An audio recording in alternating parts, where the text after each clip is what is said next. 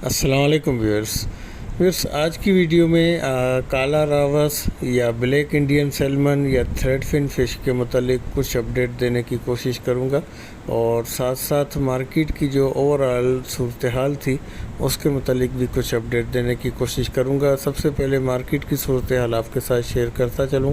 Normally جو لوگ انتظار کرتے تھے ستمبر سے نومبر تک، ان 2 مہینوں میں 2.5 مہینوں میں کافی حد تک مارکیٹ اسٹیبل ہوتی تھی، مارکیٹ کی کوانٹٹی زیادہ ہوتی تھی تو پرائسیں کافی حد تک کم اور ایکسٹریم کنڈیشن کا مال مارکیٹ میں موجود ہوتا تھا۔ لیکن اس سیزن میں مختلف وجوہات سامنے آتی رہیں، کبھی طوفان، کبھی بارش، کبھی ہوائیں، کبھی موسم کی خرابی، لیکن یہ 2 سے 2.5 مہینے مسلسل طور پہ مارکیٹ میں مال کی شارٹیج رہی اور اس کی وجہ سے قیمتیں کافی حد تک اوپر رہی۔ لیکن اس وقت جو ہے تھوڑی بہت کوانٹٹی بڑھ رہی ہے، تو جو اس کا جو ایکسٹریم پیک پوائنٹ پہ جو چلی گئی تھی قیمت، وہ اب ڈکریزنگ ٹرینڈ ہے اس کا۔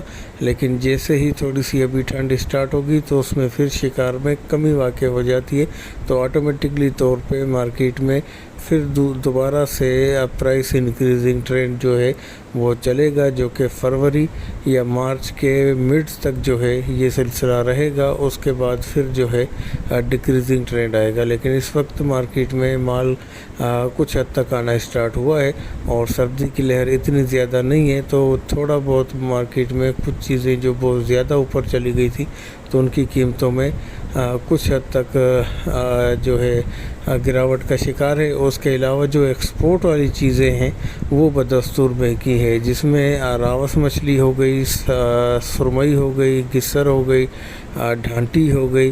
یہ دندیا کا جو ایک اچھا سائز ہے 400 پلس سائز، یہ ایکسپورٹ ہوتی ہیں، تو ان کی وجہ سے ان کی قیمتوں میں کافی حد تک کا اضافہ دیکھنے کو ہے۔ اس کے علاوہ ابھی راوس فش کے متعلق کچھ انفارمیشن آپ کے ساتھ شیئر کروں کہ راوس فش میں کافی ساری اقسام ہوتی ہیں، تقریباً 3 سے 4 اقسام ہوتی ہیں۔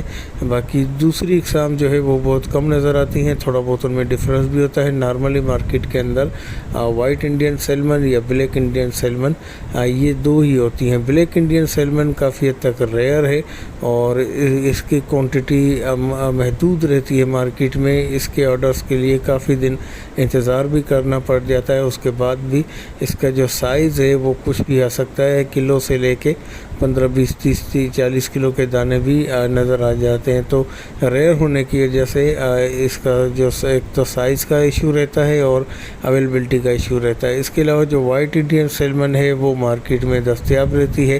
ان دونوں کے ذائقے میں کافی حد تک فرق ہے۔ کالا راوس بہت ہی شاندار ذائقے کے حساب سے، اس کے علاوہ جو گوشت کی کنڈیشن ہے، کچھ دوست کہتے ہیں کہ کٹ کے جو آئے گا ہمارے پاس تو اس کی ہم پہچان کیسے کریں کہ وائٹ راوس یا بلیک راوس میں سے، کہ کٹنے کے بعد جب کوئی ان کو سپلائی کر رہا ہے تو گھر میں اس کی کیسے پہچان کر سکیں۔ تو وائٹ راوس کا جو گوشت ہے اس کے دونوں کناروں پہ جو سلائس اس کا بنے گا، اس کے دونوں کناروں پہ سرخی مائل آپ کو بلڈ لائن نظر آئے گی، جو کہ بلیک راوس کے اندر کسی قسم کی کوئی بلڈ لائن نہیں ہوگی۔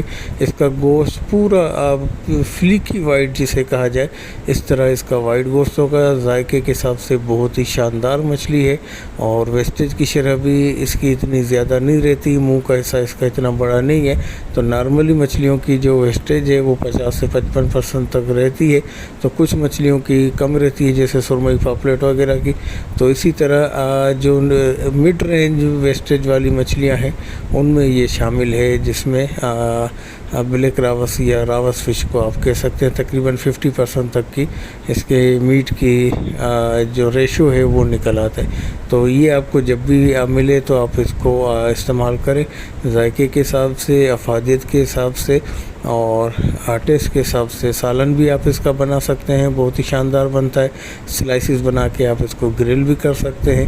اس کے علاوہ باربیکیو پرپز میں یا بریانی وغیرہ میں بھی، فرائی وغیرہ میں بھی آپ اس کو استعمال کر سکتے ہیں۔ فریشنس آپ کے سامنے ہے، کوالٹی آپ دیکھ سکتے ہیں کس کیٹیگری کا یہ مال تھا، راوس فش، انڈین سیلمن یا تھریڈ فن فش۔